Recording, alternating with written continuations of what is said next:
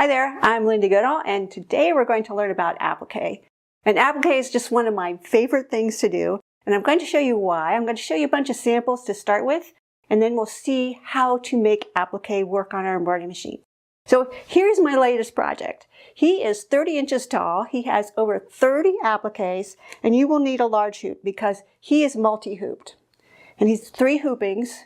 But would you really want to sew that many stitches and that big a design? I mean, you'd be sewing forever.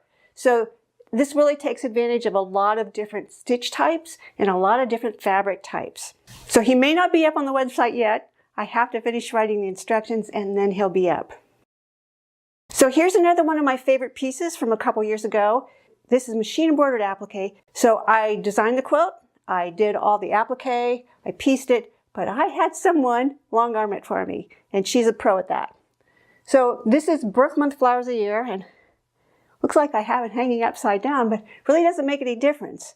But what I like about this is that just by changing the fabric types, changing the borders a little bit, you get a completely different look. So look at this one. A lot of times I will have these hanging side by side at a show. People think they're entirely different quilts because they look so different. Now, one of the things I like about applique is you can embroider on things that you can't otherwise embroider on. This is fishnet. And I can't really put an embroidery design on there, but I can applique on it. Applique is also great on terry cloth because it keeps the nap down. Now, this is an old design. These are no longer available. Here's another example of same design, 2 different ways. So I have my party version and I have my everyday version. And they're the exact same except for different fabrics and different threads. And look how different they look. Now, the reason we see so many scattered little designs is this was done way long time ago when I only had a 4x4 hoop. So on this one, we have a little snowman on a checkered fabric. You can't even sew white thread over a checkered fabric and not have the checkered sew through. So this is polar fleece, and it looks really cute on this little design. Now, this one wasn't intended as an applique at all. This is a quilting design. It's one of Shar Jorgensen's, and I've taken the quilting design and I've used fake fur and just stitched that down and then trimmed it off. So this is not going to ravel, and look how cute that is. And I just added a little vest on him. Now, you will find these on the website. This is the same design. This is a little applique purse. Who's got your reader? And it's a little in the hoop bag. You do need to assemble it on the sewing machine, but look how different these look. This one is just fabric, and this one has extra stitching on it, but they are appliques. Here we have a raw edge applique, and the color comes from crayon. So I colored that with melted crayons. Now here's another old piece. And I took a class with Shar Jorgensen to learn how to quilt. And this was a glorified 9 patch. We have all these corners coming in. And I am such a perfectionist. I ripped out my corners too many times, and it's on the bias, so it got all distorted. So I covered up the really bad ones with an applique snowflake. So appliques are really great. Here's another little fun quilt. These are available on the website. And these fit a 4x4 hoop. So even if you have an older, smaller machine, you can still do applique. And these are just so much cuter applique because that brown area, the cookie area, would just be a lot of blah looking fill stitches. If you have a larger machine, you have some more applique, And these come with a quilted version, a stipple quilted version around the applique, and a plain version. And they're also in 2 sizes. So this is the larger size. Look how cute that is. Now that one involves cutting a lot of different fabrics, but this little baby quilt only involves cutting 2 different fabrics. So the yellow for the duck and the orange for the wheels. This ribbon that you see here, it's not part of the applique. I just laid it down and fused it in place, and then I stitched over it. And this also has quilting in the hoop, and it's echo quilted. So then I just use piece as you go to assemble it. If you live in the Southwest, you'll definitely want some Southwest decor. And here is a Southwest quilt. And this is also quite an old design, but it is available on the website. So if you scroll down, you have to be on the main website. You can't be on YouTube. Go back to the website, scroll down, and you'll see all the specials listed down there. Now, you might see this Halloween design back here. And he has 2 appliques, or she has 2 appliques, one for the shoes and another one for the legs. And you can get so much variety with applique. I just love it. So let's move on and see how to do it with the embroidery machine. Okay, let's see what you need to do to prepare your appliques. What I've done is I've created templates. Printed out my templates on just regular printer paper. And then I've taken another sheet of paper and I've cut a piece of Totally Stable. Now this is an iron-on tearaway stabilizer. It's very lightweight. So it works really well for this. This is about the only thing I use Totally Stable for, unless I'm doing decorative stitches with my sewing machine. It's really not sturdy enough for heavy-duty embroidery. So I'll cut a piece of this, and I'll fuse it just along the bottom edge and the top edge of my paper, run it through my printer or my copier. I can use this to just copy it, and I'll just print all these templates on there. And then what I do is I separate them, and I fuse them to the front of my fabric. So here you see them fused to the front of my fabric, and I've got them laid out on a piece of Steam-A-Seam 2. Now I like this product because it is double stick. So it's pressure sensitive, it sticks easily to the back of my fabric. When I peel it off and put it in the hoop, it sticks there. So I don't have to use a heat iron or heat tool in my machine if I don't need to. And I use this most of the time, but I don't use it if I'm cutting in my cutter. I have not found a way to use this in my cutter because it sticks to my cutter bed. So another product you may be tempted to use is something like this template tearaway. This does not work well for applique templates, and I'll tell you why. It sticks too well to the fabric. You can't peel it off when you're ready to put it in the machine. It leaves gooey, gunky, sticky stuff behind on your fabric, and it sticks so well that when you're pulling it off, it distorts your fabric. So don't use this for appliques. So I have mine all arranged, and now what I need to do is take some scissors, and I happen to like these guys, and I'm going to cut right on that line all the way around. And you want it to cut very precisely and very cleanly. So you want to use sharp scissors. Now once you have it cut out, you'll have your fusible on the front. I still have my protective paper sheet on the back, and then if I remove that, there is my Steam-A-Seam 2. So then I just sew my placement line and stick this down. Now the other method that we have for stitching applique, I call it the blob method, but it's more technically known as the trim and place method. So the only difference between these two is that once you place your placement line, if you're using a pre-cut, all you do is you line this up directly in there. And it should exactly match up, because that placement line is the same line we use for creating our pattern pieces. Now if you're using the trim and place method, then you're going to just place your fabric over that, and you'll need to sew that placement line again. And most designs tend to be set up for this trim and place method. I really only use the trim and place method on something that doesn't work well for a pre-cut. And that might be some stretchy, fuzzy fabric that I can't adhere in place. So I can't adhere a template to the front, I can't adhere a fusible web to the back. And so I'll use this method. But for normal cotton weight fabrics and fabrics that can be fused, I don't use this method because it's too hard. And I'll show you why it's too hard. So the only difference between a pre-cut design and a trim and place design, well, at least in the way I make them, is that the trim and place design repeats this line again. Now I can tell you that I think every one of my designs is set up for pre-cut. It's going to have a placement line, a zigzag tack down, and then a satin cover. The satin cover may not exactly follow this. It may go later on. We'll talk about that in another part here. But if you want to use one of those kind of designs for a trim and place one, all you need to do is back up one color change to get to this design. So I'm just going to lay my fabric over that stitched line, over my placement line. Now, I didn't spray it. I don't have any sticky stuff on the back. If you're worried about it slipping, you can tape it.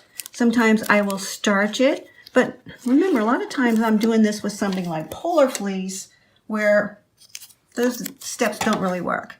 Now, if you're working with a cotton or something that's wrinkled, make sure it's pressed and smooth. So now I'm just put down the presser foot and start.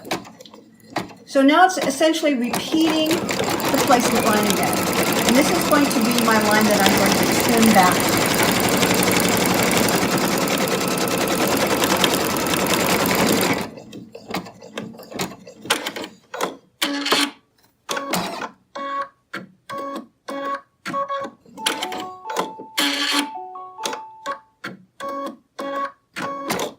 Now, did you notice how it actually stopped there, but it moved up here and did a little stitchy thing? That's because I have my frame out right up here. Now, the frame out on an applique design is where the needle moves at the end of each step.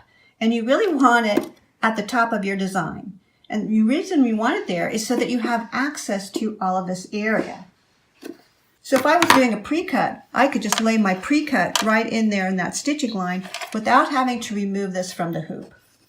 Now, think about this. If we rotate the design in the hoop, this position does not shift.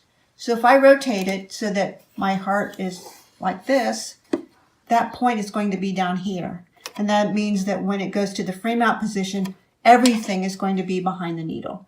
So if you do need to rotate, think about what direction to rotate so that you don't get in the way. So now I'm ready to take it out of the machine, and we need to trim right up to that stitching line. And now the fun part begins. Now this is a relatively simple shape, so it's not too horrible with this one. And I'm going to get out some other scissors here. And these are those double curve scissors. Really like these for trimming. And now what you need to do is to trim this back to that stitching line without cutting through the stitching line and without leaving too much fabric behind. So we want to trim right up to that.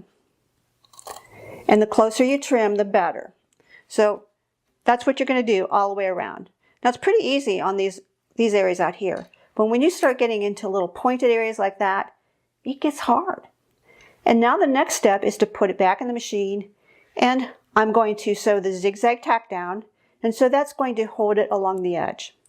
I like a zigzag tack down rather than a running stitch tack down because the running stitch tack downs can push the fabric, and with the zigzag tack down, it's actually biting into the fabric. And so it tends not to ravel off the edge of your fabric as much. When you have a really narrow satin cover, or you're just using running stitches on a pre-cut, it can ravel off the edge because it's just worrying the edge of your fabric there. So that's pretty much all there is to a simple applique. Once your applique is done, you will not know whether you used a pre-cut or a trim in place, as long as you trimmed carefully along the edge. And that's what I see most often on Facebook. I see these appliques and there's little pokies sticking out and fabric edges sticking out, or they cut into the fabric, or they didn't place it accurately and then there's a gap in there. So when you have a satin stitch that's, say, 3 millimeters to 3.5 millimeters wide, that's pretty safe for your fabric. When you start getting down to 2 millimeters or thinner, you have to be very, very precise with your fabric placement. Also, you'll need to have some kind of fusible web. when you have a fusible web under there and you activate it after you've stitched, and you'll do that by pressing it from the back, that will make your fabric more permanent and it'll make it look better longer. Now here's another tip. I pre-wash my fabrics ahead of time. I pre-wash my appliques, I pre-wash my base fabric, because you don't want one of them to shrink and the other one not to. So can you work with fabrics that aren't washable? Sure. You just need to pay attention to how you work. Also, this is a quilt weight cotton. We can fuse onto this. I've worked on other items that I can't fuse onto. And so then what I'll do is I'll use something like KK2000. And I like this spray because it's more targeted. It doesn't go all over my sewing room. And you want to just kind of mist the back and put it down. Or you're going to mist the back of your template and put it on the front for cutting. Now, this stuff dissipates rather quickly. You don't want to go too heavy on it. You just want to mist your template pattern quickly, put it on the front, and cut it out quite right away. You need to make sure that your template does not shift when you're cutting. So that's why I like the Totally Stable. Yes, you can use freezer wrap, but I found that freezer wrap just doesn't stick as well. I mean, I can iron and iron and iron and it still peels off while I'm trying to cut. So that's why I like this. And there are probably other iron-on tearaways that you can use. Maybe you could use a pressure-sensitive sticky backing. I just don't care for the pressure-sensitive stickies because some of them just don't peel off as easy. So let's look at a couple other designs. So let's take a look at this little design. I like designs like this because you can make it into a little girl elephant or a little boy elephant, and it just depends on your fabric colors. Now this one is from Embroidery Designs, and it's by Artsy Knots. Now, do we know if it's a pre-cut or if it's a trim in place? We don't know by looking at this. It didn't come with any templates, so if it is a pre-cut, you're going to have to figure out how to make your own templates. And I did that, so I made my own templates because look at this design. Do you want to try to cut that out in the hoop? I don't think so. You are not going to be able to cut that out without disturbing your hoop tension. When you trim in place, you have to trim with your hoop flat on something. You can't be putting fingers up underneath it so you can push the fabric up and trim closer. If you do that, you are disturbing your hoop tension and your stitches are not going to align. So this is just a little elephant. I'm adding it to an in the hoop design here. And this is an in the hoop baby bib. When I brought it in here, I changed some of the colors so that I knew what they were. On here, we just see number 1 is Orange Sorbet. Number 2 is Buttercup. We don't know what those do. Now what they do is that first color in this design is the placement line for the body of the elephant. The second one is the cutting line. So this is set up for a trim in place. So what I'm going to have to do is when that placement line sews, I place this and I'm going to fuse it in place. I do have my steam seam on the back and I have my applique iron heating back there. So I'm going to fuse it in place so that it doesn't shift. Because when it sews that line to tack the fabric down, remember when we sewed that heart, we had a piece of fabric and it sewed that running stitch again in the same place. That running stitch is not going to catch this fabric. If it does, I've just placed this off a little bit or I've cut it off a little bit. And the bad thing about that is it'll be so close to the edge, it could ravel off the edge. So what I want to do is fuse this in place at my machine. Now I'm not worried about damaging my machine. It's not going to get that hot because I'm actually stitching on quilted fabric. So it's protected a little bit that way. But if you're worried about something like that, slide a piece of cardboard or something under your hoop and just press that way. Or you can take the hoop out of the machine. I don't like to take the hoop out of the machine unless I need to, because you can put it back in and catch your fabric underneath or not flip the lever down or not do something and it doesn't get lined up. So I try to remove the hoop only when I have to. So I'm actually going to skip a few stitches in here because I'm not going to sew this placement line. This would normally sew right on your stabilizer. You place a piece of fabric down and stitch it in place again. But I'm just going to wait till the end and then I'll stitch this second outline down, which will attach my back. So what I needed to do when I work on a design like this is just one design with 3 colors. The placement, the color line, and the line that attaches the backing. But what I need to do is just put my little elephant in between so that it falls before that outline stitch. So let's go over to the machine and we'll start sewing. So I have my design loaded. I'll go to color number 3. And this is the elephant placement line.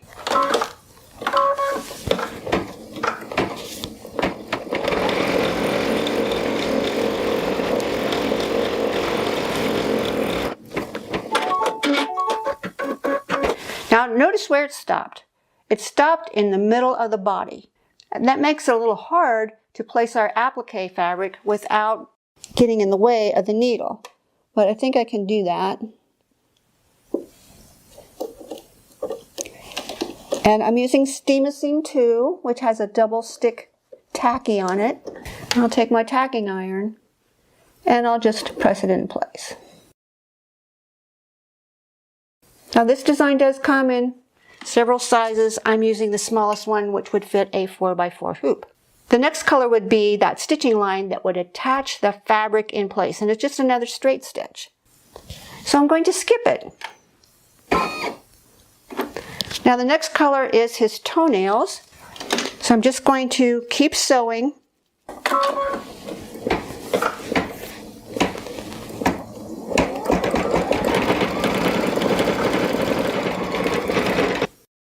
So at this point, my toenails have sewn, the cheeks have sewn, some little face details sewn, but there has been no zigzag tack down on this.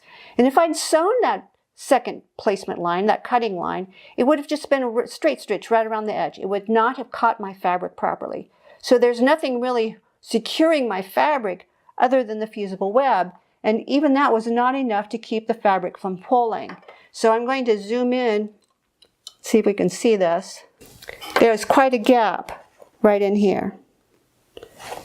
So hopefully that won't be a problem when I'm done. I have to figure out another way to do this. I might have to edit the design.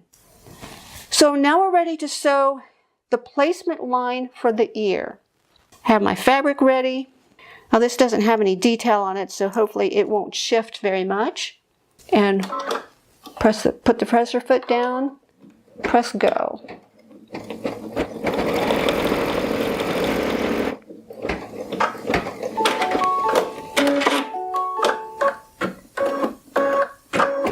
Now this one did stop at the top, so that makes it easy. I got the wrong one there. So I get the other ear. Just fit that on there like that. Press it into place. Put the presser foot down.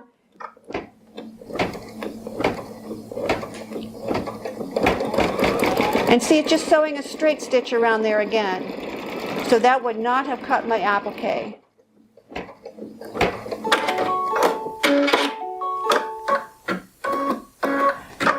The next color that sews is the satin cover.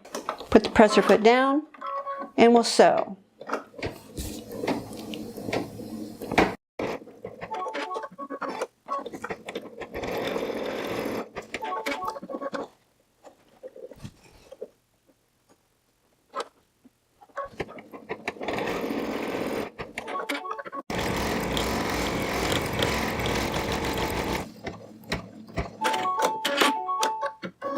Our little elephant is all stitched. He looks pretty darn cute.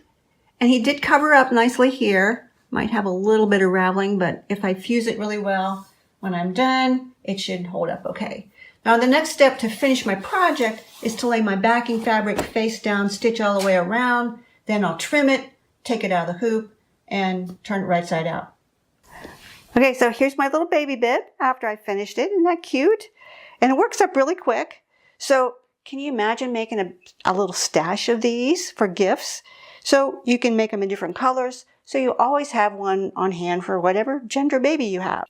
Now this is a pretty short sewing design. It's less than 6,000 stitches, so it does work up really fast, even with the added baby bib project on. Now let's look at another design. So here we have another design from Embroidery Designs. This one is by Dakota Collectibles, and it's a pottery applique. And I have a Southwest theme in my house because I live in the Southwest. And so I thought these would look really great on some bath towels. Now this is a pretty big design. It's about 9 by 6 inches, and it's a high stitch count, 21,060 stitches. Now, that's not too bad for a design this big. And what's saving us a lot of stitches is that the background fill was omitted, and instead we'll use fabric. Now on towels, that's especially good because number one, you're not drying yourself with a big wad of stitches and stabilizer on the back. But number two, the fabric applique helps keep the nap down on the towel. Now this is too big for like a hand towel. So what I might do is see if there's another design that's just maybe that part of the design, or maybe I can edit it. And actually I can edit this one because it's in an object format, which is CND.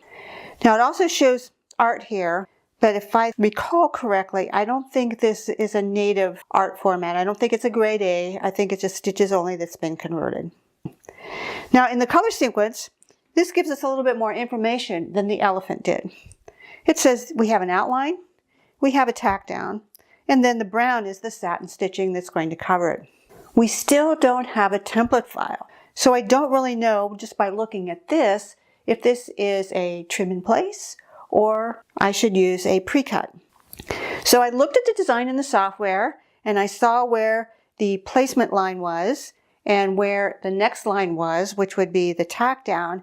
And the tack down is a run stitch and it's inside of the outline. So I decided, well, that must mean it's a trim in place. And this has a pretty wide satin stitch on it. So it's going to be very forgiving, and it's going to be much easier to do this as a trim in place. And it's not that hard of a shape. We have a little bit of stuff here, but this is a big design. So it shouldn't be too hard to trim in place. Now before I stitch this on my towels, I do want to test sew. And so I have this older towel that's kind of ratty, and I'm going to test sew on it. And it's just a hand towel, and it was too small to hoop in the proper orientation in my hoop. And also when I tried to hoop this towel the other direction, it just didn't hoop well with this hoop. Now normally what I would like to use for a stabilizer is a wash away tear away, because with an applique we're going to have exposed stabilizer on the back. I like the wash away tear away because it tears out easily and it goes away with the washing, so you don't see a bunch of stabilizer back there. What I used instead was a stick and gone, or wet and gone I guess it's called. And it's a wash away sticky. And that's because I had to float my design. So this towel has seen better days, so I'm not worried about if I mess it up.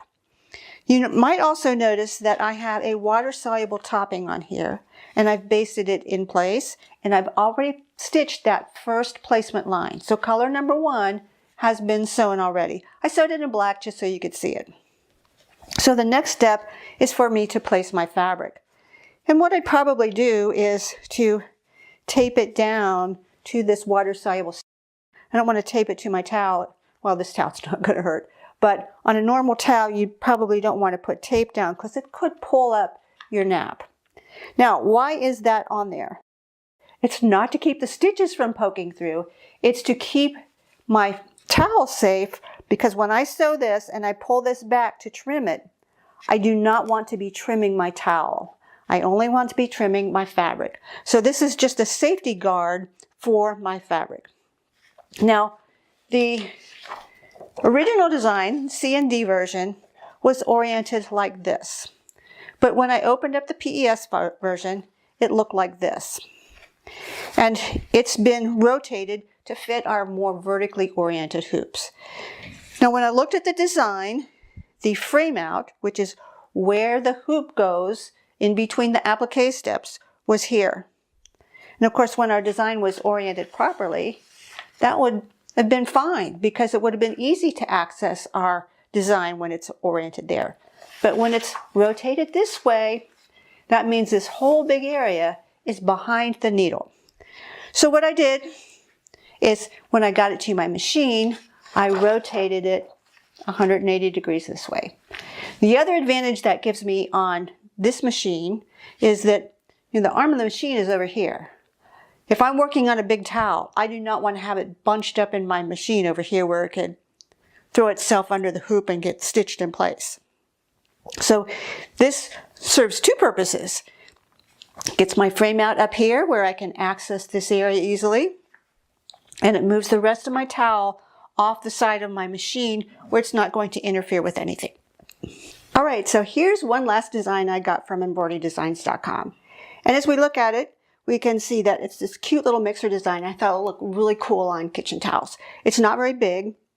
It's from Hopscotch. It's got 12,556 stitches in it. And that's because this bowl is filled all the way in. It's only about 4 1/4 by a little over 4 1/2 inches, and it'll fit a 5x7 hoop really easily. Comes in a wide range of formats. Now it does come in art, C&D, and EMB. These might be objects, they might not be. And when I looked at it in software, art was not a grade A design, which means that it didn't have all objects. The EMB version was a grade A. The grades have nothing to do without stitches. It's the type of stitches that compose the design. And a grade A means it's composed of objects. So when I looked at it in software, I looked at the EMB version, and I noticed a couple things. Now, first of all, I wanted to sew on some towels. Now, this is an old one. You can see it's kind of dirty up here, and I was just going to test on it. But this is sort of a waffly kind of texture. So it has a high-low terry cloth. And when you put an applique on this, it's going to be sitting on top of the textured part, but not stuck down to the flat part. So that's a concern when you're picking a design, because you'll probably want to go with something that has a little bit wider satin stitch. When I looked at this design, it only has a 2 mm wide satin cover. And the placement line is only a 1/2 millimeter in from that outside satin stitch. That is a little too close for comfort for me, because you all know that when you stitch, satin stitches pull in. And if they pull in enough, you are going to have fabric exposed. So you're going to need to cut your applique very precisely and place it very precisely if you're going to use this design. Now, I'm not going to use it on this fabric because I don't think it's going to cover well on this. I could change to a different fabric, or if I'm still concerned about that, I could just skip the applique. And if I skip the applique, I would also skip these fill stitches in here. It's real easy to do that because it's own color change, I think. I would probably take it out in software so that I didn't forget to do it in the machine. Now, could you enlarge the design so you had wider stitches? Yes, but you need to look at the design to see if that's okay. This little heart is satin stitches that run up and down. And those stitches are almost 10 millimeters long at the longest. So you can't enlarge this very much, or you may have a heart that has missing stitches where the stitches just got too long. So this is really why you need to look at the design in software to see if it's going to work for how you want to use it. This is a usable design. It's not going to work for the way I want to use it. So I'm going to skip this design. I've opened up my software, and this is Hatch Digitizer. You don't necessarily need to have Digitizer software to do what we're mostly going to do in here.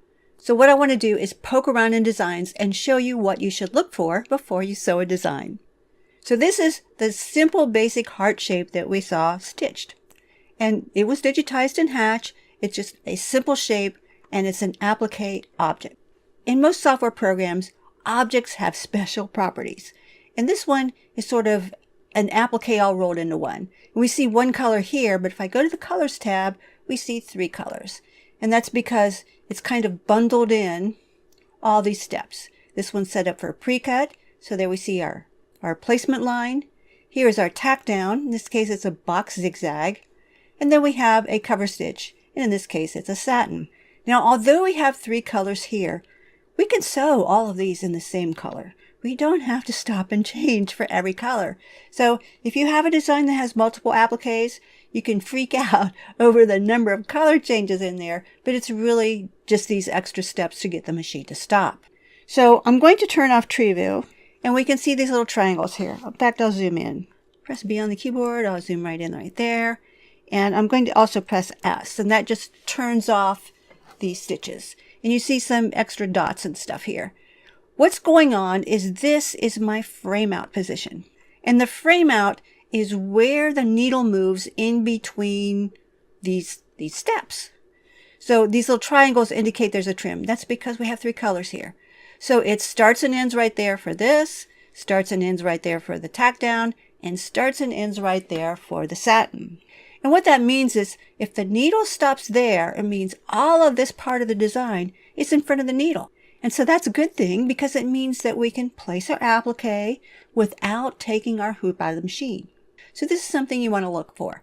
Where is it going to stop when you sew it? So you did see this little elephant sew. He's really cute. We see that we have a placement line. We have a tack down line.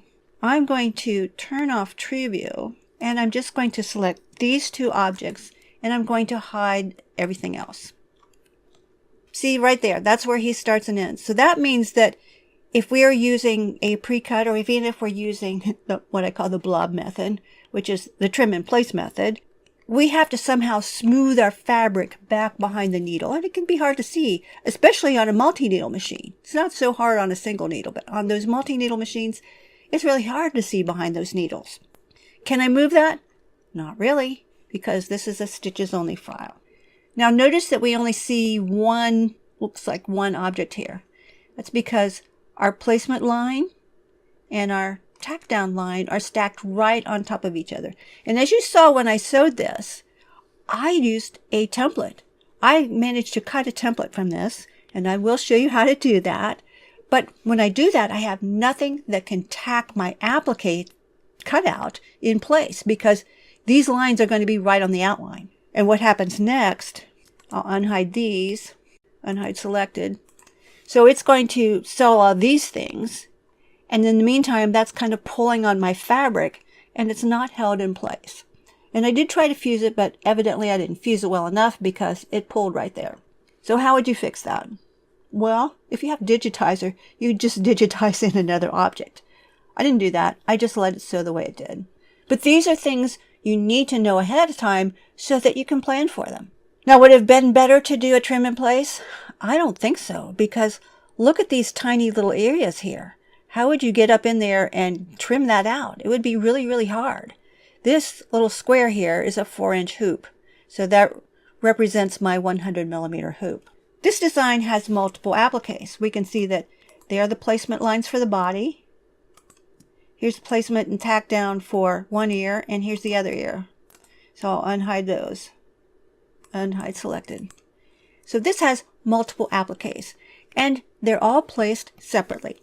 Now I often do that, even though technically these could have all been placed at the same time, but in most cases you don't want to do that. And the reason is the more appliques you place at one time before they all get stitched into place, the more your design can shift.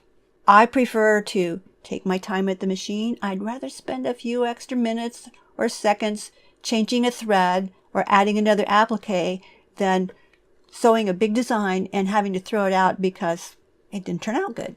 So I like that this is a multi-step applique. I just wish it had tack down stitches that were zigzags. Here's where I've added it onto my baby bib. And this is just this really simple shape. It's an in the hoop applique baby bib. And normally what you would do, you would use this as a placement guide on your stabilizer. Then you'd place your big blob of fabric down. And then you'd use the second line, this one, to tack it in place. Then I've added in my little elephant. So all my little elephant sews. And then the last step that sews is the seam line. So that's where I place my fabric on the front, face down, stitch that, and then I'm going to turn it through this opening. So this baby bib is just a personal design I have. It's one of those things where I thought I was going to do something with it, but that's all the farther I got. So it's just sort of a template thing that I can use. It does require 6x10 hoop. So here are those Pueblo pots that I was talking about. And I really like this design. This is from Dakota. This is the CND file. And see these stitches that are zigzagging out here? It's because this right here is that frame out line. So it jumps out to there in between the applique stops. We have objects, so we could change them. Now, because this has already been included as a PES file, I'll use that. This is all stitches. This little ziggy-zaggy line means that this is a stitches only thing. It's not an object. Notice that it's been rotated sideways. Remember when it was rotated horizontally, that frame out was in this corner. If we rotate the design in this direction, the frame out is now down here. And of course, when the frame out is down at the bottom, that means all of this area is going to be behind the needle. So instead of rotating it this way, and the software just did that when it was exported, I would rotate it the other direction. So I can either do that in software, or I can do that at the machine. I'll do that here just so you can see it, know what we're talking about. And I didn't get the 100 in there. So there it is, flip the other direction. And now the frame out is up here. So that makes it much easier to use at the machine. So let's look at the placement line on this one. I'm going to go back to the CND file for this. Here is the placement line. And you can see this magenta line. I'll zoom in just so make it easier to see. And that is my placement line. If I come down here, this is my tack down. So this to me looks like it was designed for a trim in place because we have this margin of space in here. So if I place my fabric according to that outline, and then I stitch it down according to this line, and I trim to that line, that means that we have all this nice area out here that it will get covered up. But because it's stitched onto my fabric, it's going to be okay on this inside edge. So if I try to use this as a pre-cut line, some places it gets really close to the edge. And I just think that this is a safer option to do this as a trim in place. Now we have one other design we looked at, and that's this mixer design. This is a really cute design. I thought this would be really fun to stitch on towels, but when I looked at it in the software, I wasn't sure that I wanted to sew it. It looks over here like we have a placement line and a tack down line, but that turns out not to be the case. If we go over here, both of those are the same color. So it does a placement line and it goes around twice. If I select it and press H, which is reshape, we can see that the start and entry point are right there. This is not set up as an applique object. It may have been broken apart at some point, but I don't see a frame out. So the machine is going to stop right there. And then we have to lay our fabric down behind the needle again. I'm going to zoom in just so we can see some things up here. And you can see how close that is to the edge. Now there is a tack down stitch. It's this one. And it looks like it's right there, but it's an offset. Well, I'm going to select these. And I'm going to hide the others. And I'm going to turn off Tree View. So here is my placement stitch. And it goes around and sews twice. And here is the tack down. And you can see that it's just coming in from that outside edge, which is really nice. Because if we cut our fabric to this line, then that means our tack down is going over our fabric edge and holding it in place. Now I'm going to measure those. I'm going to press M on the keyboard. And I'm just going to measure that. And look, it's not even 1 millimeter. So we have a satin column that's only about, or a zigzag column that's only 1 millimeter wide. That's pretty thin. I'm going to turn on this, which is my satin cover, unhide selected, and I'm going to measure that. So I'll press M on the keyboard, and I want to measure from one side over here to the other. And it's just barely 2 millimeters. So that's a pretty skinny column. If I turn off True View, and I measure from that placement line out to the edge, it's, you know, about 1/2 millimeter. When we sew the satin stitch, it's going to pull in, and let's say that it pulls in half that distance. Will we be able to place our fabric accurately enough or trim it in place accurately enough so that it's not exposed? I don't know. That's kind of iffy for me. So no, advantage I have here is that this is an object-based file. So I could change these stitch properties so it suits the way I like to do applique, which is a little bit more comfort zone on that placement and tack down and cover stitch. Now, what if you don't have an object file? Or what if you have a program that can't read an object file, or at least this object file? What can you do then? One thing you could do is you could enlarge the design. Let's see if we can do that with this design. If we look at this heart, it has some pretty long stitches on it. So I'm going to press B on the keyboard. I'll zoom in. I'll press M to activate the measure tool. I'm just going to measure from one side down here to the other. And that's 9.72 millimeters. Press escape. Let's measure here. 9.17 millimeters. So that's pretty long. Some machines cannot stitch that long.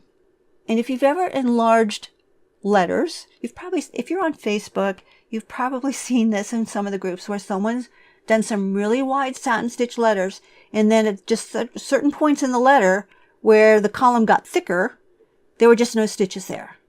It just didn't stitch anything. What happened was the stitch length in the design exceeded the stitch length of your machine, and the machine just couldn't stitch it. So can we enlarge this design? Maybe, maybe not. We definitely don't want to go any bigger than 12 millimeters because about 12.2 something is a jump stitch in most machines. And then it wouldn't stitch at all. Now, because I have Hatch and because this is an EMB design, I could fix that. And what I would do is I'd just go over here to the Fill tab and I'd change the auto split and I just turn it on. Put some texture in there because what it does is it makes sure the stitches don't exceed a certain length, which is around 7 millimeters. When stitches get too long, they're too likely to snag and catch on things. They're just not very stable. So now we come to the question, if I change this design so that it suits the way I like to do applique, is it now my design or is it still their design? It's still their design. Assuming that I have the rights to stitch it and sell the sewn version, I'm okay. But I cannot give away or sell the design, even though I might have made significant changes to it. It's still their design. So let's look at one more design. This is a design I just finished. It is a multi-hoop design. Here you can see it with the 3 overlapping hoopings. I'm going to turn off the hoop for now. And these are appliques. This has over 30 appliques in it. This is the whole combined version. So when you look at the color sequence list, and we'll do that by going to Print Preview, here you can see it says it has 130 colors. Really, it has 23 colors. Now it's counting the placement line and the tack down each as a color. So really it only has 21 colors. And remember, they're not all in the same hoop. I do have some extra colors in here, like I have gold in here twice because sometimes I want metallic gold on places and other times I want regular gold. But don't freak out when you see a multi-applique design because each one of those appliques is going to have 3, possibly 4 color stops. And really, you're going to be sewing them all in the same color. So number 9 here is after I've sewn a couple placements here. So all the colors from 1 up to 9 can be the same gold color. Now, how would you know that? Well, you snoop around in the design to see where it changes. So I'll close that. So for example, if we go back to the baby applique, all these colors look pretty similar down here. So on this design, if I was happy with the toenails being the same color as the placement line, say they're not going to be significantly different, I could sew colors 1 through 6 all in the same color because only these toenails are visible. These are just placement guides and stitching, cutting lines. These 3 can be pink. Actually, these 6 can all be pink. So colors 12 through 17 can all be sewn in the same color that you use for the cover here. So you don't really have as many colors as you might think. You're just having these color stops. Now, when you saw me sew this, you saw that I used pre-cuts. This design did not come with any templates. So how did I get those? Well, what I did was I took this one, hold down the Control key, and copy these placement guides. I copied, created a new document, pasted, and then I just kind of moved these out a bit so there's some space between them. Oops. And these are stitches only. See, they're just stitches. On a normal hatch created design, let's go back to this one. I can go to Export Cutting, and it sees I have an applique shape. And it gets that from this applique object. Now, if this is not an applique object, I'll break it apart by pressing Control K a couple times. So that's not an applique object anymore. Make sure that's not an applique object. Now when I go to Export Cutting, it asks me, do I want to export the embroidery shapes? Because these are not applique shapes. These are not applique objects. What I really want to do is just export that one. So I select it, Export Cutting, and then there I can get just that file. And that's the exact size and shape I need. Now on the baby elephant there, we've copied those objects over here. Well, they're not objects, but they're just stitches. And if I select all, and I go to Export Cutting, these are grayed out because these are not objects. It has to be a closed object. What I mean by closed object, if you can think of the difference between a rubber band and a piece of string. A rubber band is a closed object because it's a continuous outline or continuous shape, and you don't really have a start or end. A piece of string has a beginning and an end. Even if you tie it into a knot, you still have two end pieces, right? So it has a beginning and an end. Those are objects. These are not objects. But on some designs, I can go to Create Layouts. You will need Digitizer for this step. Create Offsets, Outlines and Offsets. Click Object Outlines. I'm going to pick a dark color. Click OK. And now these are actual hatch objects. Now when I go to Output Design, I can export cutting. And I have applique shapes, and I'll export the current design or export selected designs. And that will create an SVG file. It doesn't always work. So if it doesn't, what you do is you can still copy and paste those shapes into another file. And this time we'll go to Capture Design Image. And what this does is it will create a file that has PNG outlines. They'll look like stitches, but they'll be outlines that you can use for your templates. It's going to be a bitmap. I don't know if you can convert that to an SVG that a cutter will read. Kind of depends on your cutter. But you could still use it as a hand-cut template. Other software has these capabilities too. You just need to look in your manual and see how to do it in your software. So even if it won't export a cut line like an SVG, you can probably do this as long as they're separated by color changes, and they are, because it has to have a separate color to do that placement line. So poking around in software, in designs, can help you learn new tricks. Once you get to a certain level, you can start looking at designs and decide whether it's what you want to work with. For example, if I have a nicely firmly woven fabric, I'll probably be fine with this. But if I have a fabric that is not very stable, that could easily ravel, I would not want to use it with this design. With this design, I would want to think about using a fabric that would require trim in place. Fluffy fabrics like polar fleece, I almost always use trim in place for that.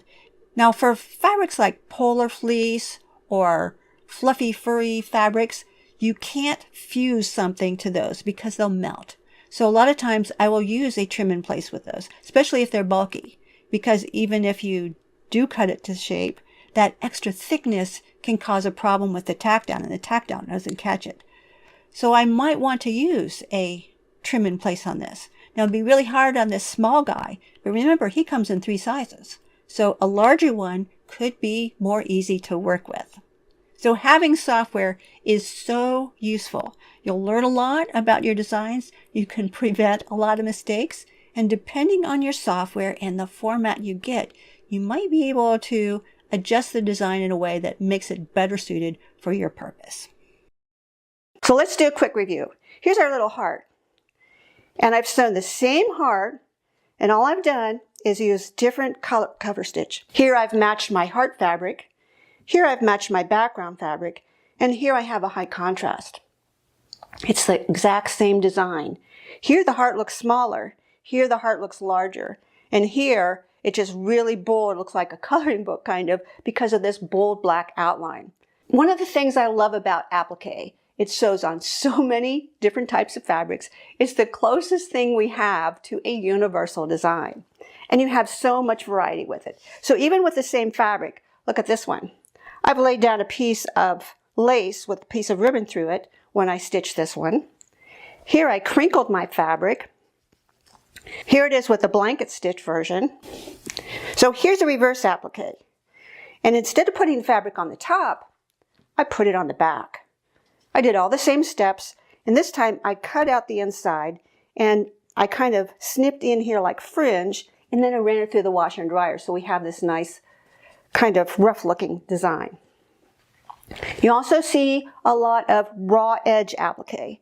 And here I've used the same heart, but I've just done some kind of free motion stitching around the edge, and it's the fusible web that is going to secure this piece of fabric to the background.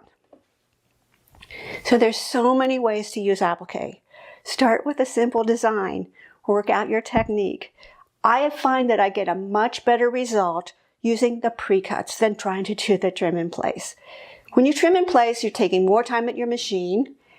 There's more of a chance that you can disrupt your machine tension, because if you push up on your fabric so you can trim next to the edge, you are distorting it in the hoop and nothing will go right after that. So I hope you've enjoyed this class. If you're on YouTube, you need to go back to the main web page to take advantage of the specials, and you just need to scroll down below this video.